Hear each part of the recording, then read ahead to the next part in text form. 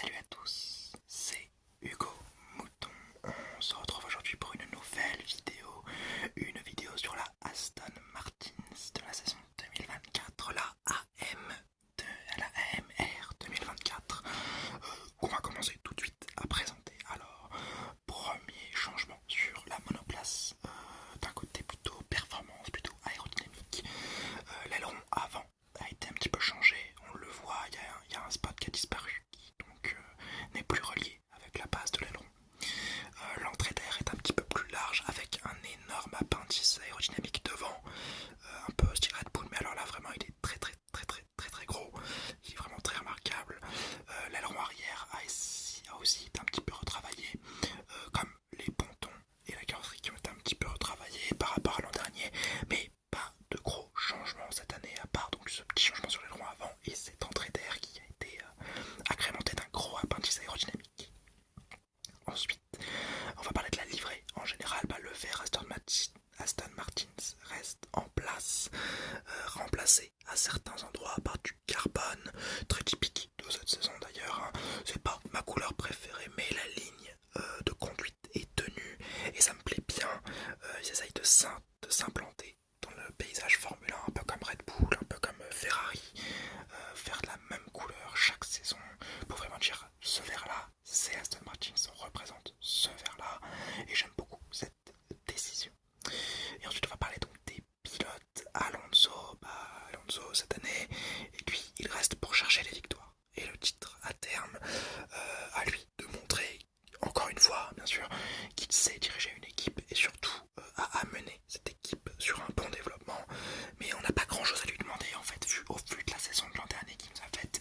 Il a été exceptionnel, il a été génial, il a été trop fort.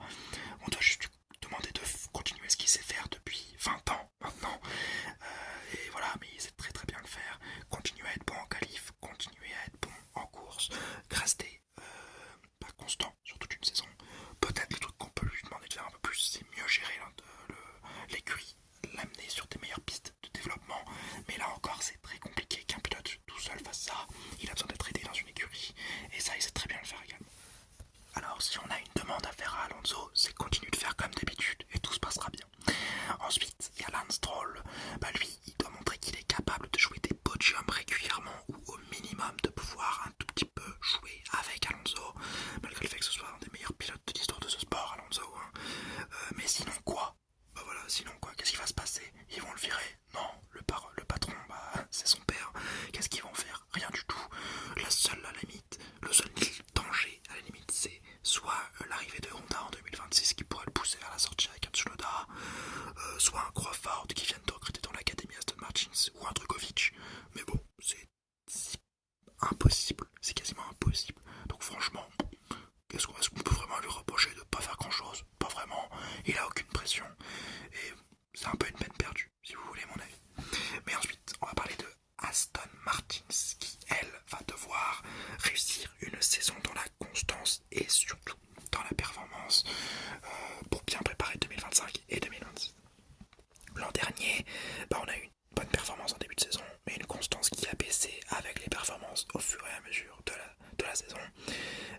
Là, il faut faire l'inverse, il faut tenir toute la saison avec cette même constance pour montrer des garanties à Alonso, pour ne pas le perdre au profit d'une écurie plus convaincante, hein, parce que l'an prochain, il y a pas mal de places qui vont bouger, et Alonso, on le sait, il aime bien bouger de temps en temps s'il trouve un projet plus intéressant qu'un autre. Alors, cette saison, ça doit être la performance et la constance pour convaincre Alonso de rester, et surtout pour s'implémenter dans la lutte au championnat du monde, parce que pour moi, entre la P4 et la P6, c'est une bonne saison pour Aston Martin.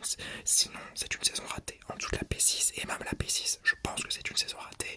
J'espère les voir faire bien, voire même mieux que la saison dernière, avec une grosse performance et une constance toute la saison, et venir pourquoi pas créer un top 4 en tête au lieu du top 3 qu'on a habituellement en Red Bull, Ferrari, Mercedes. Un top 4 avec Aston Martin. Si ce top 4 est créé, bien évidemment Alonso restera, mais pour cela il faut un bon développement de la voiture, et ceci passe par des bons staffs que Aston Martin a recruté et doit maintenant bien gérer.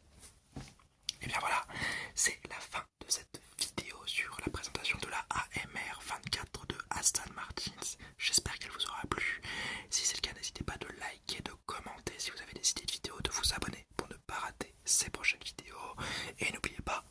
Forza Ferrari.